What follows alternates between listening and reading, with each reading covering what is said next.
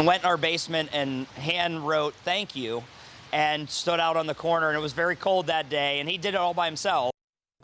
Just as his father did when he was first elected to city council more than 20 years ago, Democratic nominee for mayor Corey O'Connor stood on the streets of Pittsburgh today with signs painted red and blue thanking his supporters. Last night, O'Connor unseated incumbent Mayor Ed Gainey in the primary election.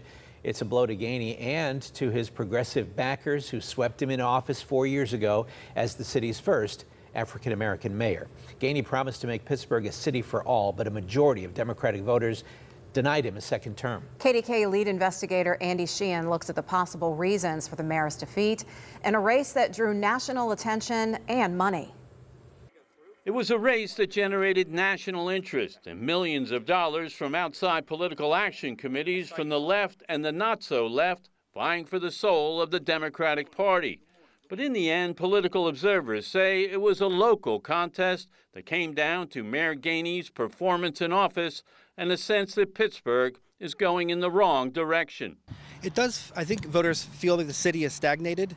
And part of it's coming out of COVID, but when you look around other cities in the country, they're doing a lot better than Pittsburgh, and people are frustrated and disappointed by that, and they're looking for a reboot. The mayor rode into office as a progressive outsider, and though he eventually touted accomplishments, critics say his administration was slow to find its footing on issues like homelessness, the state of downtown, finding a permanent police chief, even turning on the water fountains in the summer. In his bid for re-election, Gainey continued to run as an outsider, trying to energize his progressive supporters, focusing much of his campaign on his opposition to Donald Trump and painting O'Connor as beholden to corporate and MAGA Republican donors, a strategy political consultant Mike Butler said came close but fell short. I think for a campaign tactic, that was probably his best move, try to get the focus off of his record. But at the end of the day, the incumbent's record is really the most important thing in an election battle. Gainey again posted lopsided wins in the black wards and neighborhoods with young white progressives. As predicted, O'Connor handily took the South Hills, but overwhelmingly won the 14th ward of Squirrel Hill, Point Breeze, and Greenfield, which Bill Peduto won only narrowly 4 years ago.